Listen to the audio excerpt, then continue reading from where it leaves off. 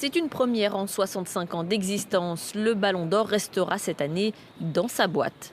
France Football, qui décerne la prestigieuse récompense, explique dans cet article qu'une année aussi singulière ne peut et ne doit être traitée comme une année ordinaire et que l'équité devait prévaloir. Impossible donc en raison du coronavirus. De nombreux championnats ont été suspendus. Si la Liga en Espagne ou la Serie A en Italie ont repris, ce n'est pas le cas d'autres championnats comme la Ligue 1 en France.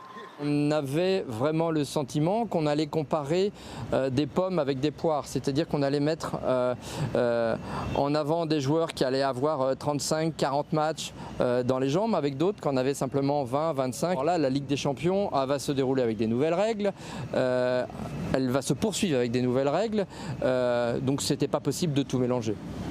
Pas de tapis rouge à Boulogne-Billancourt pour les stars mondiales du football qui devront attendre l'année 2021 pour se retrouver. Ce sont des grands garçons et eux aussi sont très attachés à cette récompense, mais aussi à son caractère d'irréprochabilité.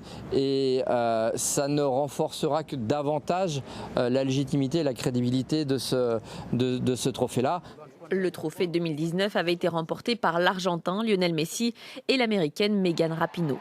Cette année, après une saison exceptionnelle au Real Madrid, le Français Karim Benzema était pressenti, tout comme l'international polonais Robert Lewandowski ou encore le défenseur néerlandais Virgil van Dijk. Seule consolation pour les fans de football, le jury du Ballon d'Or désignera toutefois l'équipe de tous les temps.